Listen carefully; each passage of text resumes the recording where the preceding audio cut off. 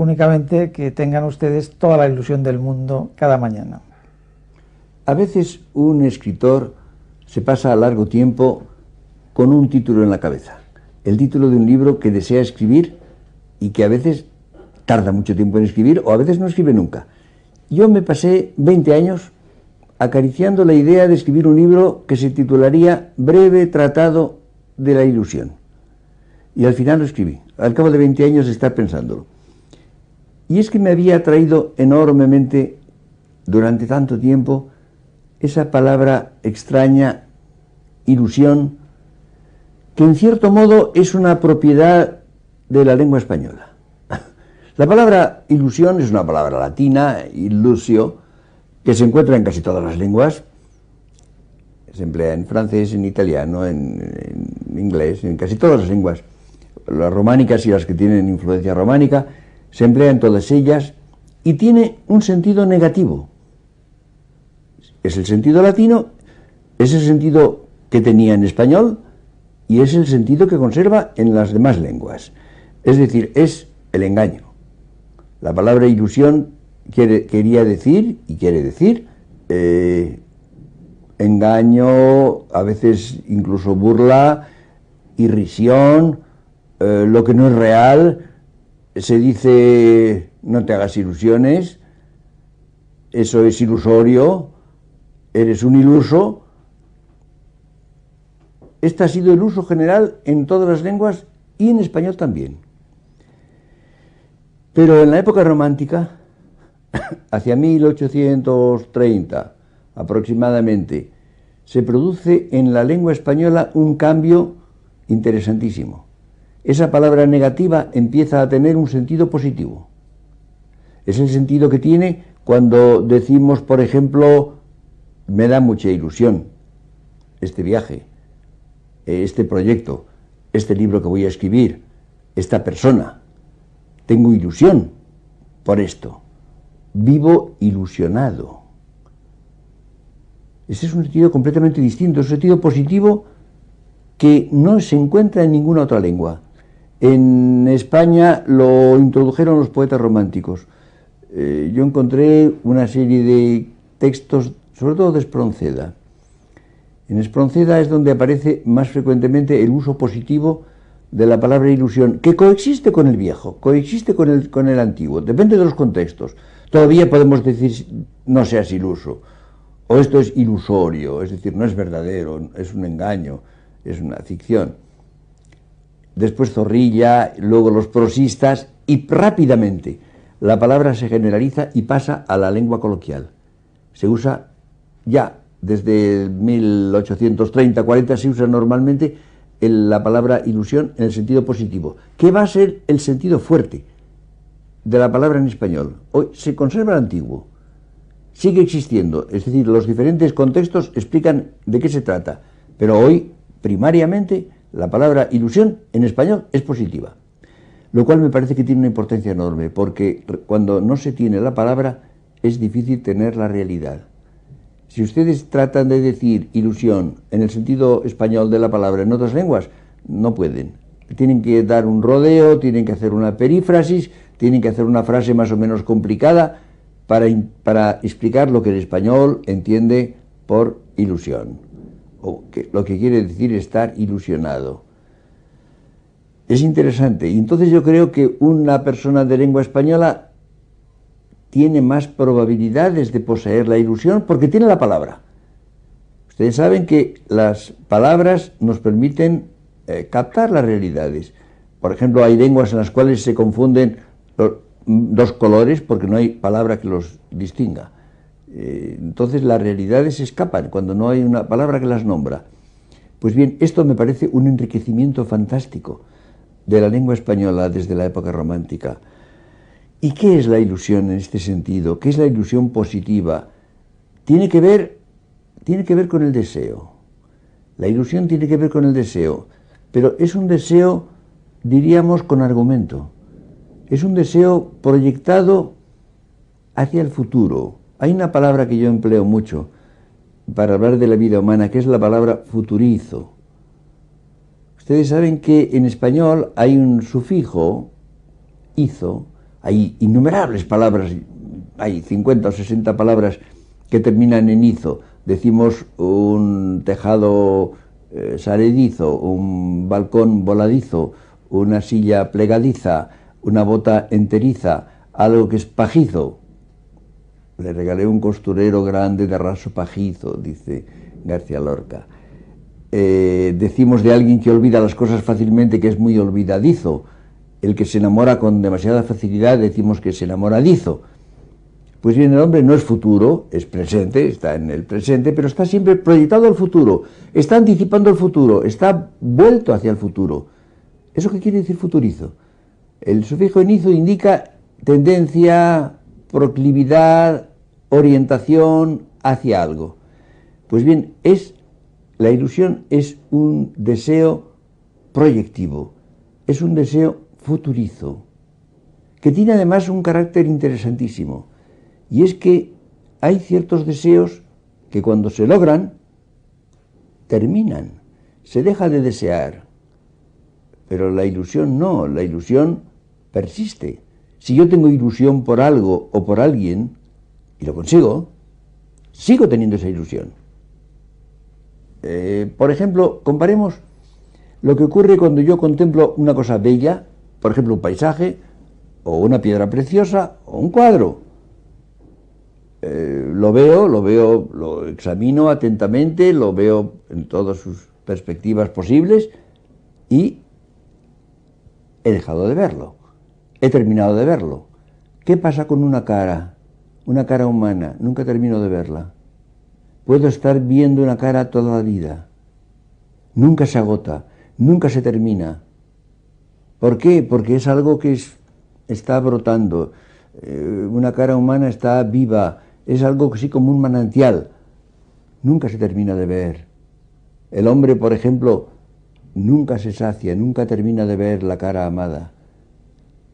Pues bien, este es el carácter de la ilusión. La ilusión es proyectiva, es futuriza, sí, pero es al mismo tiempo permanente, es inagotable, nunca se termina. Es por tanto uno de los resortes capitales de la vida humana. Una vida ilusionada es mucho más vida y mucho más interesante que una vida sin ilusión. Esto por una parte. Por otra, es evidente que está ligada a la ilusión a lo que yo llamo la condición amorosa del hombre. Si no hubiera esa condición amorosa, el hombre no tendría ilusión. El hombre es capaz de tener una relación de amor con las cosas y naturalmente sobre todo con las personas. Esto es capital. Y entonces, precisamente en los diferentes aspectos de la vida, en todas las formas de la vida, puede caber ilusión. Hay la ilusión respecto de los proyectos. Es evidente, por ejemplo, que la vocación profesional, la vocación intelectual o artística o de cualquier otro tipo, política, tiene un elemento de ilusión si es verdadera vocación auténtica. El hombre precisamente se proyecta hacia ello y se siente que es verdaderamente. Yo distingo, por ejemplo, entre el escritor y el hombre que escribe. El hombre que escribe es lo que es y luego escribe, y a lo mejor bien incluso. El escritor no, el escritor es el hombre que no es propiamente más que escribiendo. Es decir, cuando se realiza es cuando escribe. Pone precisamente ilusión en esa función que es precisamente escribir. Y esto le pasa al que es creador en todo, en cualquier cosa, en las formas de la vida cotidiana. Es evidente que se puede ejercer un oficio con ilusión. Se puede ser panadero o zapatero o labrador, o se puede ser mujer de su casa y se puede cuidar de la casa y de los hijos con ilusión, precisamente poniéndose en ello, haciendo que la persona entera se movilice en eso que se está haciendo. No es que la ilusión esté reservada a cierto tipo de conductas o de empresas particularmente levantadas. No, se puede aplicar a cualquier forma de la vida con tal de que uno ponga su vida en ello y con tal de que precisamente se mantenga ese deseo permanente y que no se agota. Por ejemplo, las relaciones personales, la ilusión que producen los hijos. Mucha menos ilusión normalmente producen los padres a los hijos. Hay una diferencia considerable. Hay un hecho sorprendente, que es que normalmente cuando nace un hijo, es sorprendente cómo el padre y la madre súbitamente se ponen a quererlo de una manera extraña que no podían haber imaginado. Y hay en ese cariño un elemento capital de ilusión, que precisamente hace que los padres se dediquen a contemplar precisamente el desarrollo del hijo, el que va avanzando, el que va enterándose del mundo, el que lo va asimilando, que se va convirtiendo en persona mayor. Al mismo tiempo, no lo olvidemos, hay una especie de pena de ver que el niño de unos meses o de unos años va cambiando.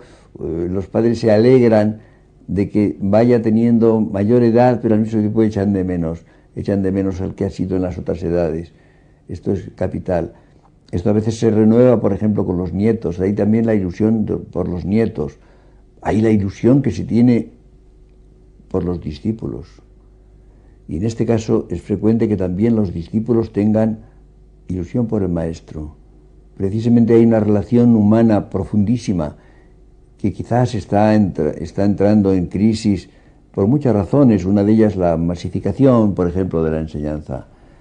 Pero ha existido y puede existir y debe existir una relación de persona a persona entre el maestro y el discípulo que tiene un contenido fundamental de ilusión. En la época en que yo fui estudiante las cosas eran extraordinarias. Yo estuve en la universidad entre 1931 y 1936 y era algo que no se puede creer, no se puede imaginar lo que era la Universidad Española en aquel momento. Pero, por ejemplo, entre mis maestros, que fueron varios y muy queridos, el más importante de todos y aquel con quien tuve una relación más íntima y próxima fue Ortega y Gasset. Ortega, como decíamos simplemente. Y evidentemente había un elemento de relación personal, de amistad. Después la tuve en total de 23 años hasta su muerte, pero además había un elemento de ilusión de estar asistiendo al espectáculo de una vida intelectual y de una vida personal que era la del maestro. Y él tenía también, evidentemente, la ilusión de ver a sus discípulos, de verlos desarrollarse, equivocarse, enderezar el camino, convertirse en personas, prolongar en algún sentido su doctrina de una manera libre y diferente. Este es uno de los aspectos más importantes de la ilusión. Y luego hay, por supuesto, la forma más enérgica de ilusión es la ilusión que se tiene por el otro sexo, la ilusión que tiene el hombre por la mujer y la mujer por el hombre. Ilusión que está amenazada por muchas cosas. En nuestra época yo creo que existe, por supuesto, si no sería tristísimo, pero está amenazada por muchas cosas, por interpretaciones equivocadas, por interpretaciones erróneas. Hay, por ejemplo, el enriquecimiento extraordinario que tiene el hombre cuando tiene una amiga. Las amigas nos comprenden mejor que los hombres, y a la inversa. Si alguien puede entender verdaderamente a un hombre es una mujer, si alguien puede entender a una mujer es un hombre.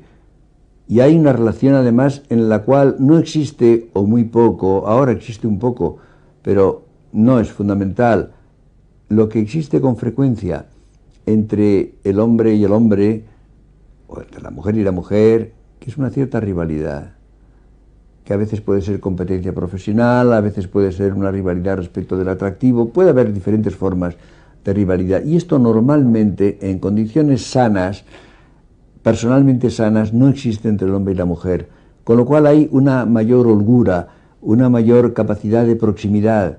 Es evidente que un hombre es interesante cuando han pasado por su vida mujeres interesantes también, y diría lo mismo de la mujer, es decir, se van formando mutuamente.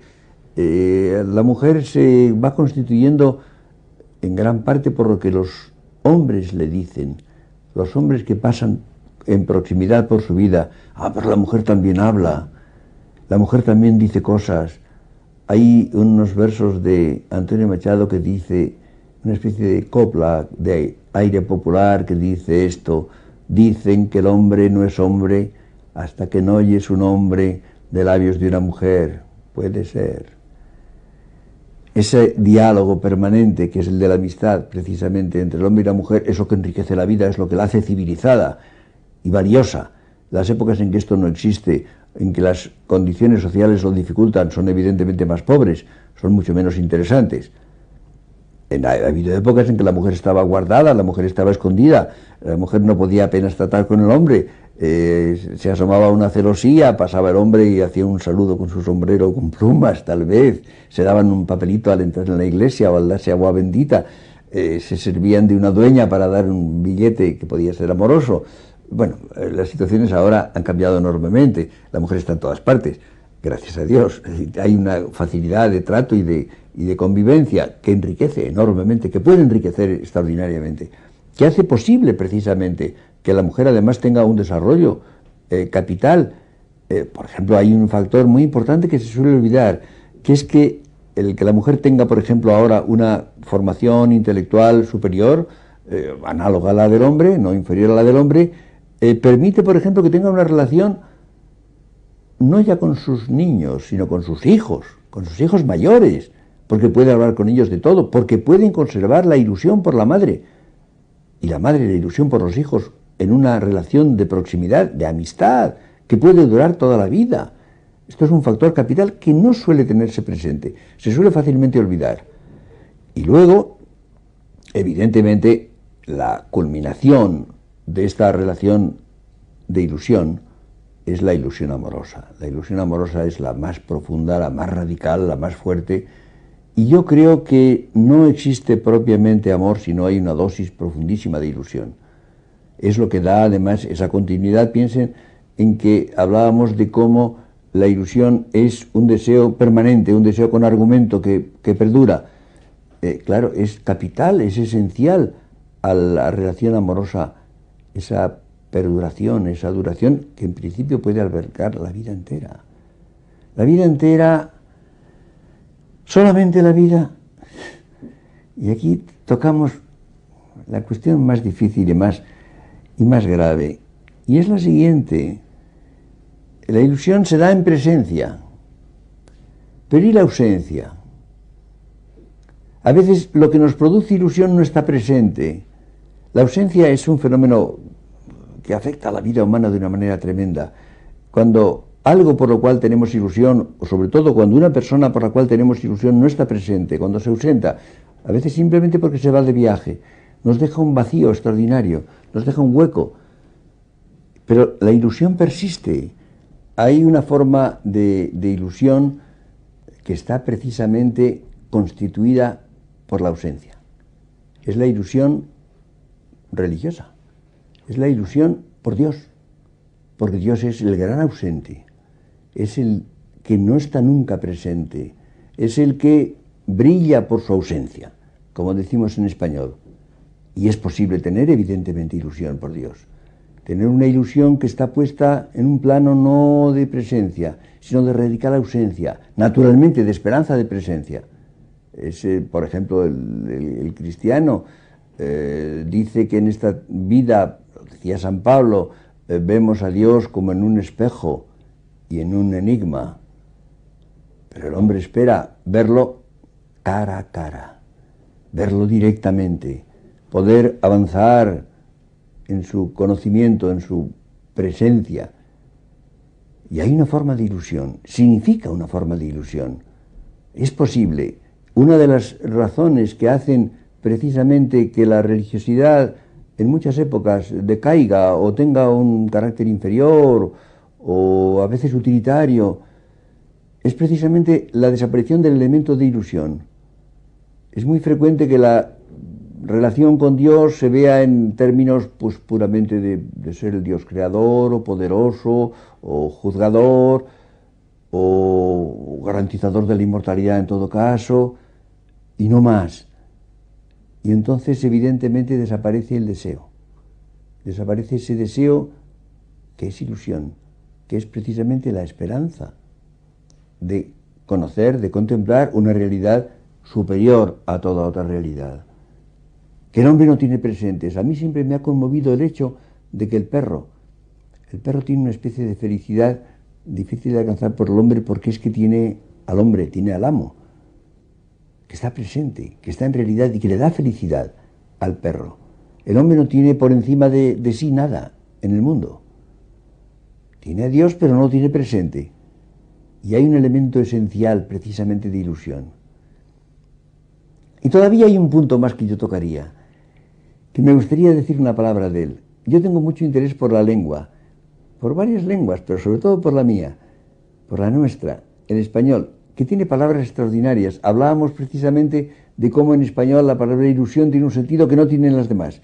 Pero hay un verbo, hay un extraordinario verbo español, que no se puede decir en ninguna otra lengua que yo conozca, que es el verbo desvivirse.